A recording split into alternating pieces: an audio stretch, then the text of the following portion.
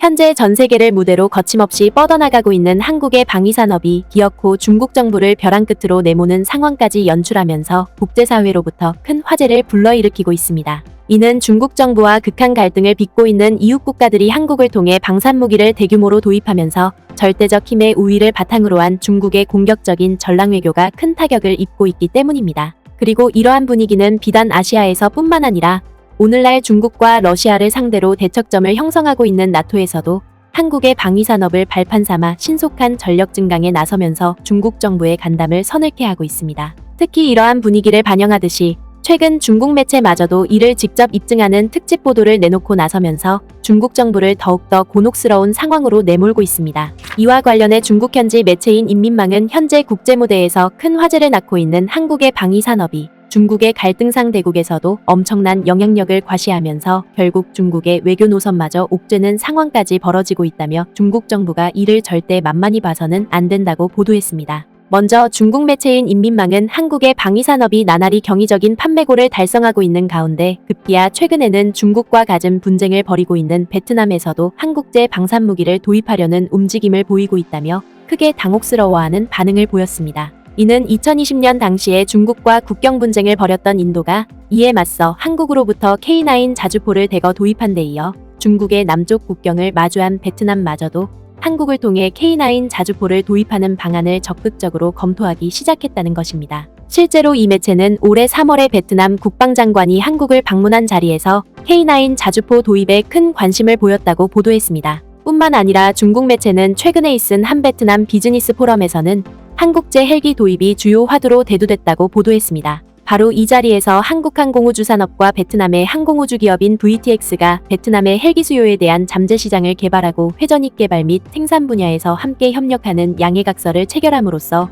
한국제 헬기의 베트남 시장 진출의 발판이 마련됐다는 것입니다. 그리고 한국과 베트남은 여기에서 그치지 않고 중국의 위협에 함께 맞서기 위해 공고한 정치적 신뢰를 바탕으로 방위산업 협력을 확대하기로 했다는 것입니다. 따라서 중국 매체는 FA-50 경전투기와 K9 자주포를 비롯해 초계함에 이르기까지 한국제 방산무기를 대거 도입해 중국 정부의 심기를 불편하게 했던 인도와 필리핀뿐만 아니라 이제는 베트남마저도 한국을 통해 방산무기를 도입하는 상황이 전개되면서 중국 정부 입지가 상당히 약화되고 있다고 한탄했습니다. 스톡홀름 국제평화연구소에 따르면 2003년부터 2022년까지 20년 동안 베트남이 구매한 무기 중 81%가 러시아에 수입됐다. 니온게이자이 신문은 러시아와 우크라이나의 충돌을 감안해 베트남이 무기 구매 다변화를 추진할 방침이라고 분석했다. 한국은 앞으로 베트남의 무기 수요가 늘어날 것으로 보고 세일즈 공세를 펴고 있다. 따라서 중국 매체인 인민망은 앞서 언급한 베트남 사례에서 보듯이 현재 한국의 방위산업이 나날이 급성장을 거듭하고 있는 만큼 중국 정부가 무턱대고 한국을 만만하게 봐서는 안 된다고 지적했습니다.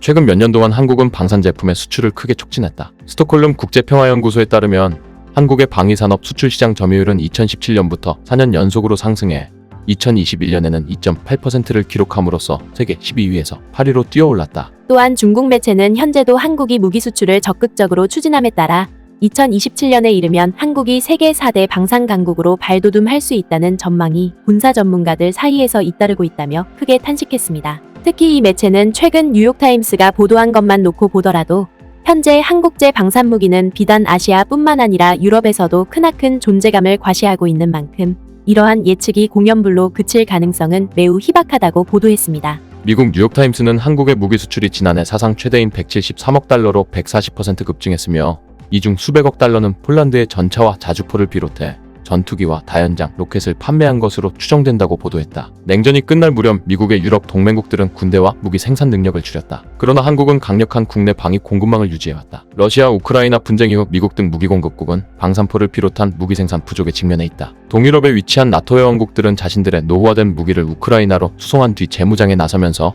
가격과 배송 속도 측면에서 우위에 있는 한국제 무기에 눈독을 들이고 있다. 실제로 중국 매체는 일본 매체인 니온게이자이 신문에 따르면 러시아, 우크라이나 분쟁 이후 유럽 각국에서 방위 장비에 대한 수요가 급증하면서 많은 한국 방산 기업들이 이 기회를 포착했고 이에 따라 무기 생산량을 급격히 늘려왔다고 보도했습니다. 특히 중국 매체는 한국 기업들이 이 과정에서 놀라운 생산 속도를 보이면서 전 세계를 깜짝 놀라게 했다고 보도했습니다. 이는 당장 지난해 8월에 폴란드를 상대로 자주포와 전차를 판매하는 계약을 체결한 한국 기업들이 불과 3개월 만에 첫 제품을 폴란드에 인도하는 광경을 연출하면서 나토 회원국들은 물론이고 심지어 서방 진영과 대척점에 있는 러시아 정부의 간담마저 서늘케 했다는 것입니다. 따라서 중국 매체인 인민망은 한국 기업들의 이 같은 저력을 확인한 유럽 각국이 한국제 방산무기를 도입하기 위해 그야말로 혈안이 되어 있고, 이는 결과적으로 유럽의 무기 시장을 싹쓸이 하다시피 하고 있다고 감탄했습니다. 스톡홀름 국제평화연구소에 따르면 한국은 미국과 프랑스를 뒤이어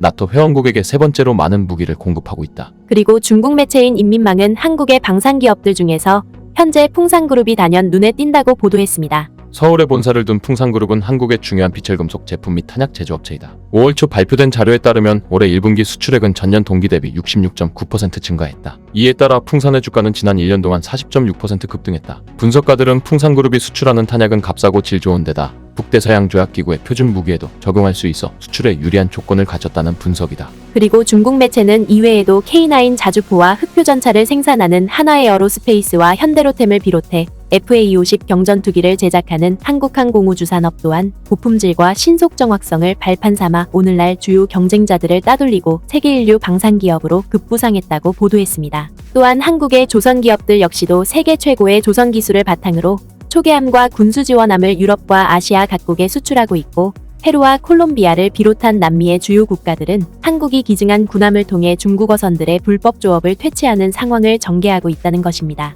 뿐만 아니라 중국 매체는 현재 한국 기업들이 나토와의 방산협력을 통해 군용기 제품 개발에도 적극적으로 나서면서 조만간 유럽 각국이 한국제 군용기를 통해 자국의 공군 전력을 강화하는 날도 머지않아 보인다고 한탄했습니다. 실제로 이 매체는 최근 한국과 나토가 군용기의 가망증명 상호인증 절차를 시작하는 협정을 체결함으로써 한국의 군용기가 세계 수출을 위한 경쟁력을 갖출 수 있게 됐다고 보도했습니다. 한국 언론에 따르면 21일에 브뤼셀에 위치한 나토 본부에서 한국방위사업청과 나토 항공위원회 대표들이 관련 협약을 체결했다. 가망성은 안전한 비행을 위한 항공기의 적합성을 측정하는 중요한 척도이다. 방위사업청은 양국 간의 상호 인증 절차가 완료되면 한국 정부가 한국제 군용기에 발급한 가망성을 나토가 인정한다는 의미라고 말했다. 보도에 따르면 한국이 나토와 군용기 가망인증서 상호 인정을 모색한 아시아 최초의 국가라고 언급했다. 이는 달리 말해서 나토 회원국들이 한국에서 제작된 모든 군용기를 별도의 인증 절차를 거치지 않고 곧바로 도입할 수 있게 됐다는 것입니다. 그러면서 중국 매체인 인민망은 현재 한국의 방위산업이 전 세계를 무대로 거침없는 도약을 일구고 있는 만큼